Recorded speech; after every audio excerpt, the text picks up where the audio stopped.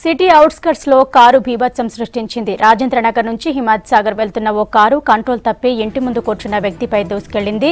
ఈ ప్రమాదంలో మల్లేష్ అనే వృద్ధుడు స్పాట్లోనే చనిపోయాడు. మరో ఇద్దరికి తీవ్ర గాయాలవడంతో ఉస్మానియా హాస్పిటల్కు తరలించారు. ప్రమాదానికి కారణమైన వారిని పోలీసులు అదుపులోకి తీసుకున్నారు.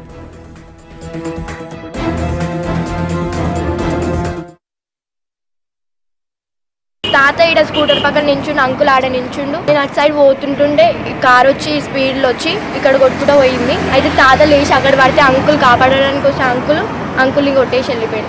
నేను అటు నుంచి ఊరుకొస్తుండే నన్ను కొట్టడానికి పోతే నేను అక్కడ జంప్ అయినా. 3 మెంబర్స్ గర్ల్స్ ఒక బాయ్ స్మోకింగ్ చేసిండే గర్ల్స్. అయితే వాళ్ళు ఇంటి ముందర వాళ్ళు కూర్చుంటే ఓవర్ స్పీడ్లో ఓటేకి వచ్చి కొట్టేసి వెళ్ళిపోయారు. వాళ్ళు కార్ దొరికింది, కార్ అక్కడే ఉంది. వాళ్ళు ముగ్గురు ఉన్నారు. లేడీస్ డ్రైవింగ్ చేస్తుంది పొట్టాచలారా. వాళ్ళ ఇంటి ముందుల అరుగు మీద కూర్చోరు బాకెట్లో. ఓవర్ స్పీడ్ లో చాలా ఓవర్ స్పీడ్ ఉంది. లేదు 150 స్పీడ్ ఉంది. ఆయన డెడ్ బాడీ స్పాట్ ఆనే ఆయన కాల్ చేతులు.